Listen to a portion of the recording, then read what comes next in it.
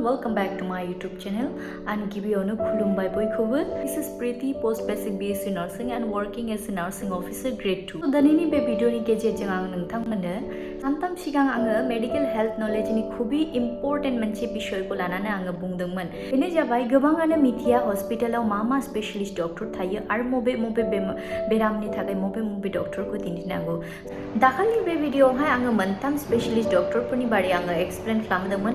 बे जाबाय physician, surgeon and कार्डियोलजिस्ट. सो दिनैनि बे भिडिअआवहाय आङो बाकी जे आरो गोबां स्पेशलिस्ट डक्टरफोर दङ बे स्पेशलिस्ट डक्टरफोरनि बिषयै आङो मोनफा मोनफा एक्सप्लेन खालामनो सानदों. मानोना बेफोरखौ मिथिना लानाया दानि समावहाय खुबि इम्पोर्टेन्ट. सो नोंथांमोना जुदि आंनि बे भिडिअखौहाय दिनै फार्स्ट टाइम नायदोंब्ला आंनि बे भिडिअनि लिंकखौ आङो डिस्क्रिप्शनाव होगोन. नोंथांमोना थांनानै नायनो हागोन. सो दिनैनि बे भिडिअआवहाय आङो प्रथमावनो बुंनो सानो पेडिट्रिशियननि बारै. सो पेडिट्रिशियना सोर? Who is pediatrician? नानै बुङोला pediatriciana child specialist doctor जाया उन्दै गथ' माने 0 days आफ्टर बर्थ 0 days निफ्राय लानानै एडल्सेंट एज सिमनि गासैबो पेशेन्टफोरखौ जाय डक्टरा नायो बेखौनो बुङो पेडिट्रिशियन. पेडिट्रिशियनफ्रा माबायदि पेशेन्टफोरखौ नायो होननानै बुङोला बे डक्टरफ्रा गथ'फोरनि लोमजानाय सानायनिफ्राय लानानै गासैबो रोखोमनि प्रब्लेम जेमन गोबां गथ'फ्रा बिमानि गोर्बोनिफ्रायनो कन्जेनिटेल एनोमेलिसफोर बादि गोबां समस्या जेमन neural tube defect, Down syndrome, anencephaly, hydrocephaly बेफोरबायदि गोबां रोखोमनि कन्जेनिटल एनोमेलिसफोरखौ लानानै जोनोम जायो. आरो गोबां गथ'फ्रा इमिडिएट जोनोम जानायनि उनावनो birth asphyxia, meconium aspiration syndrome, respiratory distress, neonatal jaundice बेफोरबायदि प्रब्लेम जानाय गासैबो गथ' पेशेन्टफोरखौ बे पेडिट्रिशियन डक्टरफ्रानो नायो. आरो बेफोरबायदि प्रब्लेम थायोला गथ'फोरखौ अनेक समय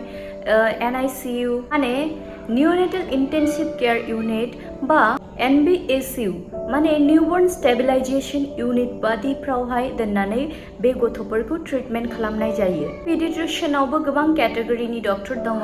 पेडिट्रिक cardiology, pediatric neurology, pediatric endocrinology बेफोरबायदि गोबां आलादा स्पेशलिस्ट डक्टरफोर थायो. बेखायनो गथ'फ्रा लोमजाला छाला बा प्रब्लेम जायोब्ला पीडियाट्रिशियन अथवा चाइल्ड स्पेशलिस्ट डक्टरखौहाय दिन्थिनांगौ. सो नेक्स्ट आङो दा न्यूरोलॉजिस्टनि बारै आङो बुंनो सानो. न्यूरोलॉजिस्टआ सोर? बे न्यूरोलॉजिस्टफ्रा माबायदि पेशेन्टफोरखौ नायो होननानै बुङोब्ला जे प्रब्लेमफ्रा central nervous system and peripheral nervous सिस्टमखौहाय एफेक्ट खालामो बेबायदि प्रब्लेमफोरजोंहाय बिसोरो डिल खालामो. बे सेंट्रल नार्भास सिस्टमा मा होननानै बुङोब्ला बेयो जाबाय ब्रेन एन्ड स्पाइनल कर्डनाव थानाय nerve. And peripheral nervous system होननानै बुङोब्ला जोंनि आथिं आखाइ बा मासलाव जेसेबां मानि नार्भफोर दं बे नार्भफोरखौहाय बुङो. बेफोरबायदि नार्भास सिस्टमनि रिलेटेड जेसेबां मानि प्रब्लेम जेमन आनकनसियासनेस, स्ट्रोक जानाय, migraine, paralysis due to accidental injury, ब्रेननि फांसना डिस्टर्ब जानाय, brain tumour, coma, Alzheimer disease, Parkinson disease. सो बेफोरबायदि गासैबो पेशेन्टफोरखौ बे न्यूरोलॉजिस्ट डक्टरफ्रानो नायो. सो दाने नेक्स्ट आङो गेस्ट्रोएन्ट्रोलॉजिस्ट डक्टरनि बिषयैहाय बुंनो सानो. गेस्ट्रोएन्ट्रोलॉजिस्ट डक्टरा सोर होननानै बुङोब्ला जाय डक्टरा मानसिनि गासैबो डाइजेस्टिभ सिस्टेमनि प्रब्लेमखौहाय नायो आरो फाहामो. डाइजेस्टिभ सिस्टेम होननानै बुङोब्ला मानसिनि गेस्ट्रो इन्टेस्टाइनल ट्रैक्ट जेमन oesophagus, stomach, small intestine, large intestine, rectum, anus and आरोबाव liver, pancreas, gall bladder and bile डाक्टफ्राव जानाय बेफोरबायदि जे समस्याफोरखौहाय जाय डक्टरा नायो बेखौनो बुङो गेस्ट्रोएन्ट्रोलॉजिस्ट डक्टर. सो दाने आङो नेक्स्ट नेफ्रलॉजिस्टनि बिषयै आं बुंनो सानो. नेफ्रलॉजिस्ट डक्टरा सोर? बे नेफ्रलॉजिस्ट डक्टरा जाबाय किडनी स्पेशलिस्ट डक्टर. जाय डक्टरा किडनीनि फांसन रिलेटेड गासैबो प्रब्लेमफोरनि ट्रिटमेन्ट खालामो मुलिजों अथवा अपारेशन खालामनानै.